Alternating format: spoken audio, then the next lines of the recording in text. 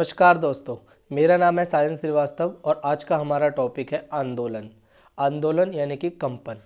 कंपन को इंग्लिश में वाइब्रेशन कहते हैं। वाइब्रेशन यानी कि जब भी कोई चीज़ वाइब्रेट होएगी तो उसे आंदोलन कहते हैं।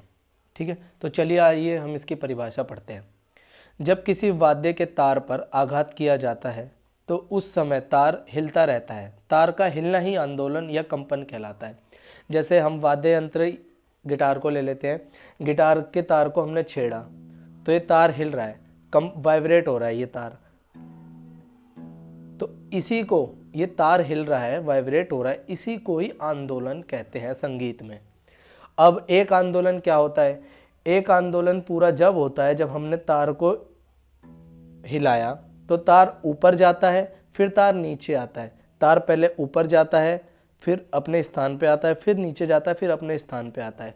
तो ये उसका एक आवर्तन, ये पूरा एक आवर्तन हो गया, ऊपर जाके अपने स्थान पे, फिर नीचे जाके अपने स्थान पे। तो ये हो गया पूरा एक आंदोलन। तो आंदोलन की परिभाषा आप समझ ही गए होंगे। अब आंदोलन के प्रकार क्या होते हैं? नियमित और अनियमित आंदोलन।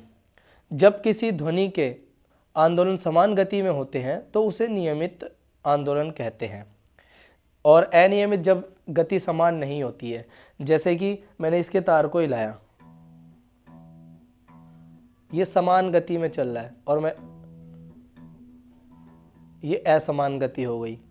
तो यानी कि जब गति समान चले तो वह नियमित, और जब गति बराबर ना चले, असमान गति से चले, तो वह अनियमित कहलाती है। और दूसरा प्रकार है स्थिर और अस्थिर।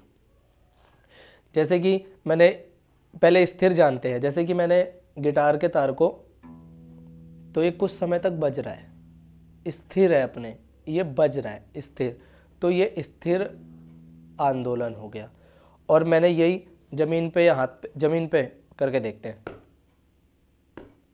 साउंड हुआ और बंद हो गया, तुरंत ही साउंड बंद हो गया।